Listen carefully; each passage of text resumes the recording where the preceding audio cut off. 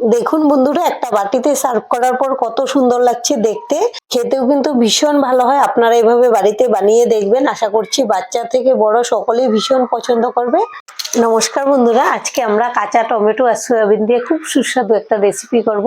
তার জন্য এখানে আমি 7টা কাঁচা টমেটো নিয়ে নিয়েছি, এই যে দেখুন টমেটোগুলো। আর এখানে আমি 1 বাটি সয়াবিন নিয়েছি। সবার প্রথমে গ্যাসে একটা কড়াই বসিয়ে দিলাম, এখন দিয়ে দেব জল। এবার সয়াবিন গুলো দিয়ে দেব, আর দেব অল্প একটু লবণ। এখন ঢাকা দিয়ে সয়াবিন গুলোকে সেদ্ধ করে নেব। আর যতক্ষণে আমাদের সয়াবিন গুলো সেদ্ধ হবে আমি টমেটো গুলো কেটে নেব। আর এই টমেটো গুলোকে আমি গোটা অবস্থাতেই ধুয়ে নিয়েছি।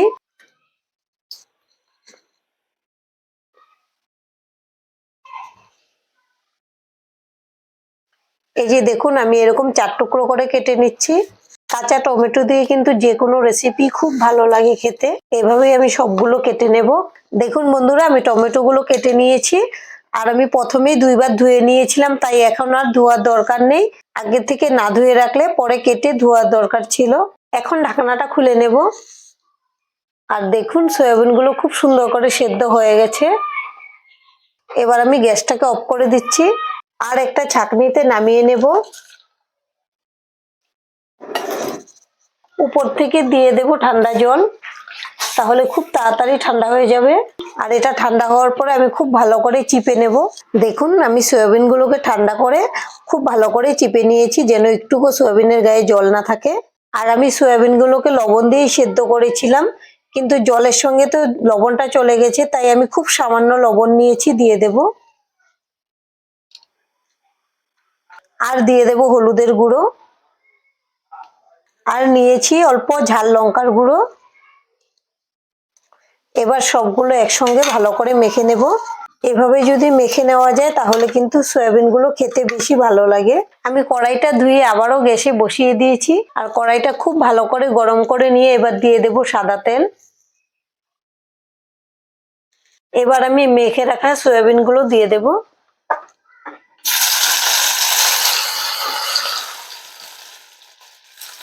এগুলো নেড়ে চেড়ে ভেজে নেব। আমি সয়াবিন গুলোকে উল্টে পাল্টে লাল করে ভেজে নিচ্ছি। সয়াবিন গুলোকে লাল করে ভেজে নিয়েছি, এবার আমি থালাতে উঠিয়ে নেব।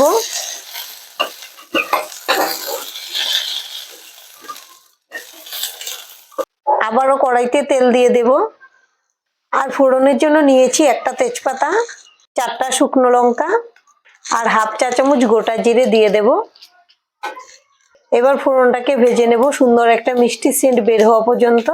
আমাদের ফোড়ন ভাজা হয়ে গেছে। এবার এখানে আমি 4টা পেঁয়াজ কুচি করে নিয়েছি, এই পেঁয়াজ কুচিটা দিয়ে দেব।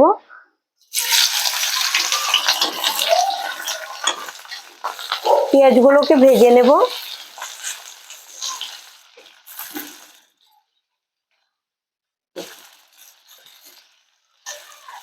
আমি পেঁয়াজগুলোকে লাল করে ভেজে নিয়েছি। এবার এখানে আমি 5টা কাঁচা লঙ্কা আর 1 ইঞ্চি আদা বেটে নিয়েছি শিলপাটাতে, এটা দিয়ে দেব। ঝালটা আপনারা আপনাদের পছন্দ অনুযায়ী কমিয়ে বাড়িয়ে নিতে পারেন। এবার দিয়ে দেব স্বাদ অনুযায়ী লবণ। এখন নেড়েচেড়ে খুব ভালো করে মিশিয়ে নেব। আর যে পর্যন্ত কাঁচা লঙ্কা আর আদার কাঁচা সেন্টটা চলে না যায় ভেজে নিতে হবে। আমি আরো 1 মিনিটের মতো ভেজে নিলাম। এবার নিয়েছি কিছু গুঁড়ো মশলা, নিয়েছি জিরে গুঁড়ো, ধনে গুঁড়ো, ঝাল লঙ্কার গুঁড়ো আর কাশ্মীরি লঙ্কার গুঁড়ো, সবগুলো একসঙ্গে দিয়ে দিলাম। আর এখানে নিয়েছি হলুদের গুঁড়ো, হলুদের গুঁড়োটাও দিয়ে দেব। এবার একটু জল দেব, যেন মশলাটা নিচ থেকে লেগে না যায়। এবার খুব ভালো করে কষিয়ে নেব। আমি মশলা দিয়ে আরো 5 মিনিট এভাবে নেড়েচেড়ে ভেজে নিয়েছি। দেখুন তেলটাও ছেড়ে দিয়েছে। এবার দিয়ে দেব সামান্য চিনি। চিনিটা আপনাদের ভালো লাগলে দেবেন, না দিলেও চলবে। এবার চিনি দিয়ে একটু নেড়ে মিশিয়ে নেব। এবার আমি দিয়ে দেব কাঁচা টমেটো। টমেটোর সঙ্গে খুব ভালো করে নেড়ে মিশিয়ে নেব। এখন আমি খুব সামান্য জল দিয়ে দেব, তাহলে আমাদের কষাতে সুবিধে হবে।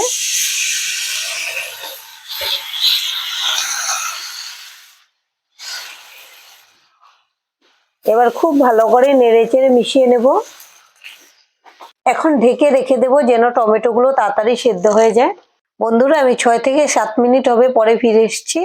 এখন ঢাকনাটা খুলে নেব। আর এর মাঝে আমি 2বার নেড়ে চেড়েও দিয়েছি। আর আমাদের টমেটো প্রায় 60% সেদ্ধ হয়ে গেছে। এখন আমি ভেজে রাখা সয়াবিনগুলো দিয়ে দেব। আবারও একসঙ্গে ভালো করে নেড়ে মিশিয়ে নেব। এবার দিয়ে দিচ্ছি জল।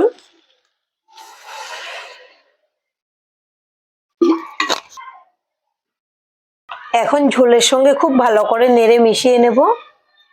এবার আমি গ্যাসের ফ্লেমটা মিডিয়ামে রাখবো। এখন যতটুকু সেদ্ধ হওয়ার বাকি আছে সয়াবিন একসঙ্গে রান্নাটা হয়ে যাবে। ঢেকে দিলাম।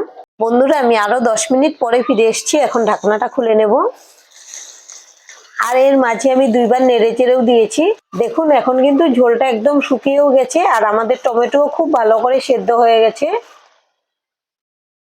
হালকা চাপ দিলে এই যে দেখুন ভেঙে যায়। আর এই রান্নাটা আপনারা গরম গরম ভাত রুটি সবকিছুর সঙ্গে খুব ভালো লাগে খেতে, করে খাবেন। আর আমাদের এই রেসিপিটা দেখার পর যদি আপনাদের ভালো লাগে প্লিজ একটা লাইক দিয়ে দেবেন। আপনাদের একটা লাইক আমাদেরকে অনেক উৎসাহ দেয় নতুন নতুন ভিডিও বানাতে। আর আমাদের পাশে থেকে আমাদের চ্যানেলটিকে সাবস্ক্রাইব করে নেওয়ার জন্য অনুরোধ রইল। এবার আমি দিয়ে দেব গরম মশলার গুঁড়ো। আপনারা চাইলে এখানে ধনেপাতা কুচিও দিতে পারেন, আপনাদের যেটা ভালো লাগে দেবেন। এখন গরম মশলার সঙ্গে খুব ভালো করে নেড়ে মিশিয়ে নেব।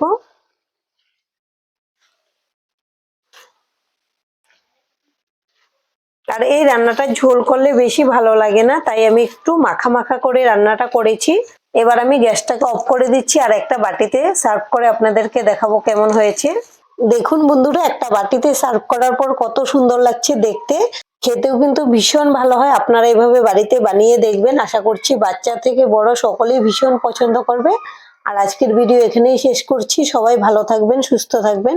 সম্পূর্ণ ভিডিও দেখার জন্য অসংখ্য ধন্যবাদ।